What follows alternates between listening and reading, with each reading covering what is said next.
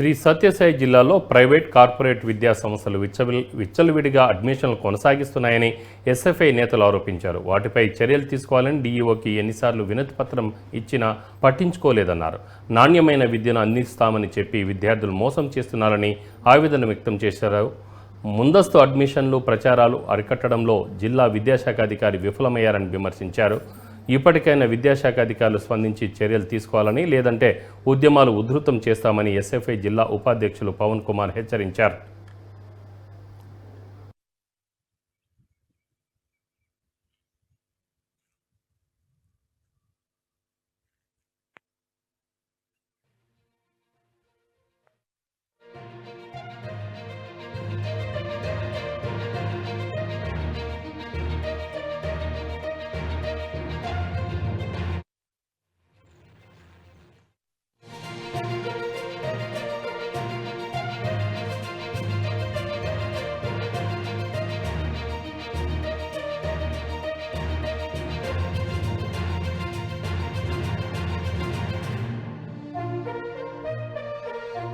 Corporate private పాఠశాలలు అలాగే చైతన్య నారాయణ పాఠశాలలు విచ్చలవిడిగా అడ్మిషన్లు ప్రారంభించిన విద్యాశాఖ అధికారులు ఎటువంటి చర్యలు తీసుకోకుండా ఎన్ని వినతి పత్రాలు ఇచ్చినా వారిపై ఎటువంటి చట్టపరమైన చర్యలు తీసుకోలేదు.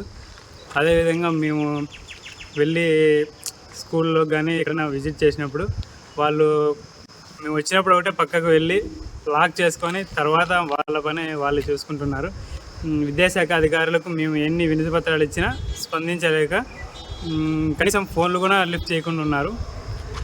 అంటే విద్యాశాఖ అధికారులు అది జిల్లా విద్యాశాఖ అధికారి కార్యాలయం మన సత్యసాయి జిల్లా పుట్టపర్తి కొత్త చెరువు దగ్గరలో ఉన్న స్కూల్లే ఇంత విచ్చలవిడిగా అడ్మిషన్ చేస్తున్నప్పుడు జిల్లాలో ఏ విధంగా, అలాగే హిందూపురం కావచ్చు, కదిరి కావచ్చు, మడకసిర ఇతర మన సత్యసాయి జిల్లాకు సంబంధించినటువంటి కాన్స్టిట్యున్సీలో కానీ ఎక్కడ కానీ విద్యాశాఖ అధికారులు, హిందూపూర్లో అయితే ఒక విద్యాశాఖ అధికారి, మండల విద్యాశాఖ అధికారికి వినతి పత్రం ఇచ్చిన దాన్ని స్పందించకుండా కార్పొరేట్ ప్రైవేట్ కళాశాలలకి ఒత్తాసు పలుకుతున్నాడు. ఈ ప్రైవేట్ కళాశాలలు అడ్మిషన్లు ప్రారంభం కాకనే అప్పుడే ఫ్లెక్సీలు ఇటువంటివి ఏర్పాటు చేశారు.